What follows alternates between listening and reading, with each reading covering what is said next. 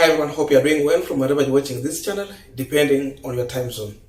Now, there was a debate tabled in the Senate to discuss the situation in this country as far as cost of living and what was happening in Kisumu.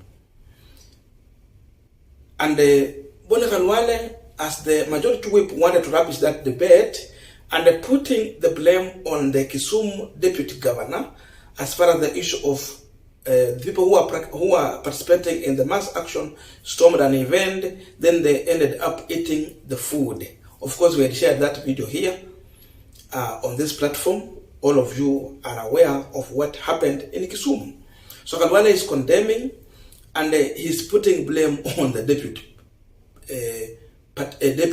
governor of Kisumu County. But then Edwin Sifuna had a different position or view on the same issue. So first of all, I wanted to listen to Khaluale. Then from there, Edwin Sifuna's response to Khaluale, which is very important and the basis of our discussion on this punchline. The deputy governor of Kisumu, the Honorable Matthew Owili, has assembled youth who have stormed a function chaired by, Mr. Speaker, I'm on a point of order. You will speak. I'm not discussing you. I'm not discussing Owili. I'm stating a fact. Take it easy. This pride of yours will take nowhere. Kenya is too big. The head of the Communications Authority, presiding over a World Bank Food Awareness Day, his function has been attacked by the deputy governor who pushed their youth so that it looks, and he was saying, we are preparing for Monday. They want to give the impression, Mr. Speaker, that that part of Kenya is not governable. It is a lie, and to suffer the consequences of this misadventure, this petition should be dismissed. We want to spend time carrying out serious business. And I want to appeal to leaders from this region that they should give the people of that region an opportunity to enjoy government services. Now you can speak. When Senator Khaluale stands up and says on the floor of this house that people who are supporters of Azimio or ODM have raided a meeting of a government agency and then you stolen food or done what, without any substantiation. That's what I'm saying, Mr. Speaker. You must substantiate. Stop heckling here, Khaluale. I can assure you, no government agency is going to hold any meeting anywhere where you are gouging on food bought by public resources, yet Kenyans are starving. Even in Kakamega, Khaluale, you will not hold a meeting of your staff, of your office, of anything, without Kenyans coming to avail themselves of that food. I can assure you. Number two, Mr. Speaker. Mr. Speaker, protect me, Mr. Speaker. I'm on a point of order. I am on a point of order, Mr. Speaker. I am on a point of order, Mr. Speaker. Protect me. I have to finish. Conclude, Senator. Conclude. I must finish. In fact, let him conclude, senators. In fact, as a senator of Nairobi, I want to tell any Kenyan that having seen the increase of the budgets for State House for buying tea and mandazi, that tea and mandazi is for Kenyans. Wherever you meet a government agency holding a meeting, go there and eat that food. That is your food, Mr. Speaker. Mr. Speaker, any person who has the right mind, you cannot go and hold a symposium on food right now, and you know Kenyans are starving, and you have brought food only for yourselves, and you think people will just sit there and look at you. They say a hungry man is an angry man, Mr. Speaker.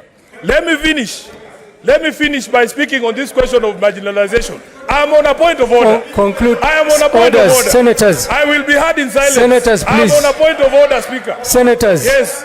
I Let want to him demonstrate conclude. to you that you are abusing the points of order. And that's what I'm going to do. That's what you're going to do. Mr. Speaker, Senators, I am on the floor. Senators, please take your seat. I'm on a point of order. Take your seat. Resume your seat.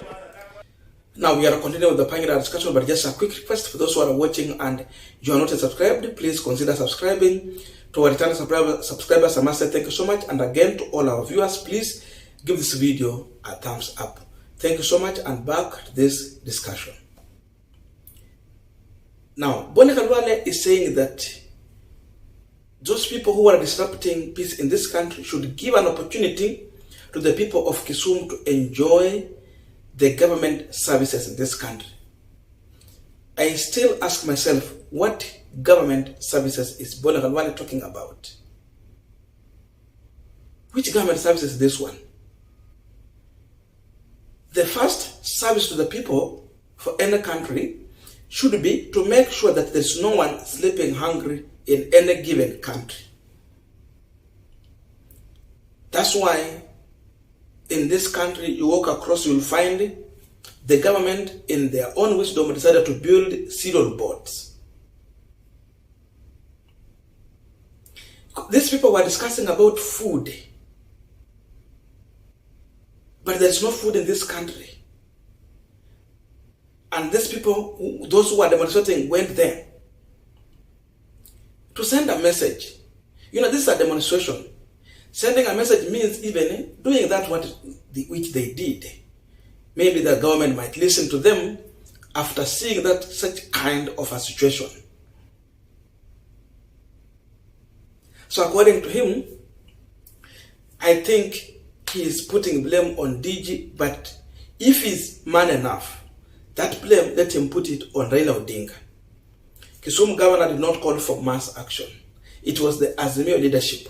In Azimio leadership, we have Raila Odinga, the principal, number 1. We have Martha Karua, the principal, number 2. We have Kalonzo Musyoka, principal, number 3. We have Eugene Wamalwa. We have George Wajakoya, and the entire team.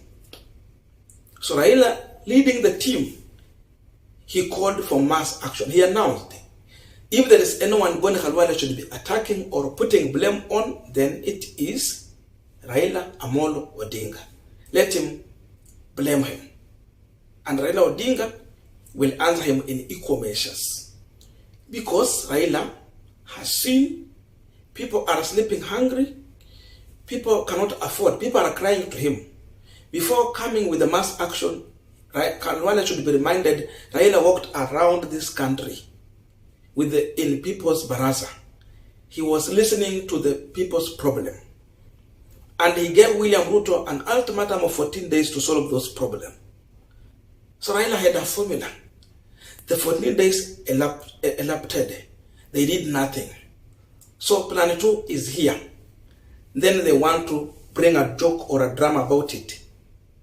They had a chance to correct the mistake. They did not. So even if you want to blame Raila, Raila gave a government a chance. Even the bishops, there was a chance, but they were nowhere. Even those who want to mediate, there was a chance. They were nowhere. Now, come to the issue of Edwin Sifuna. He's saying that there's nowhere now. He's now giving another order that is urging people in this country not to allow government to hold any meeting anywhere which will involve eating food without involving them or without solving their problem. Remember, this food is taxpayers' money. That's the first thing. And because it is taxpayers' money, how do you come to feast on food when we are sleeping hungry? I saw people eating cow dung. Watu walikuwa wanakula samadi in this country, in the protest, just to send that message to government, we are hungry. Make life affordable. Come and listen to us. They refuse. Ruto does not see the people who are eating cow dung. Ruto is giving a blind eye to women who are sleeping hungry. Ruto is giving a blind eye to youth who are jobless. So Edwin Sifuna is telling them, we are going to call on people to defy any order you're going to give, and you will not have peace. What Edwin Sifuna is saying indirectly is that you government, you will have no any peace to hold your function in this country. We are in mass action. Mass action means defying the non-order, so that there is no order. Defying these orders include even refusing to pay taxes, because they have been collecting taxes. That is where we are heading to. And that is what is happening in this country. So you will see more of this one. Because even look at Khaluale, he's not even allowing the debate to continue on the reason why people stormed that event and what the government need to do. He's saying, he take it so much casual, and they say, no, let us not discuss on this one, DJ should be held responsible, let us move to other serious matter. To Khaluale and the Kenya Kwanza government, the issue of hunger is not a serious matter. The issue of jobless is not a serious matter. Wacha tutoe ndani hata mambo ya election. Tubaki na hizo mbili. Job and food, which is very critical. Even if you are the ones dictator, as long as you provide people with job and food, people will have even a reason to call you a president, or a king for that matter if you are one, or a prime minister for that extent. But once you fail all this and you just become a tax collector, what stops people from calling you Zakayo or a tax collector? That is the name William Ruto has earned for himself. Tax collector, Zakayo. It might not change. That's where we are. And then the only thing remaining is either the government to move swiftly and take a decision to correct their mistake. Failure, then the worst is coming. By the way, 20th is here. It's not far. It is just around the corner. Give it a short time, it's coming to happen.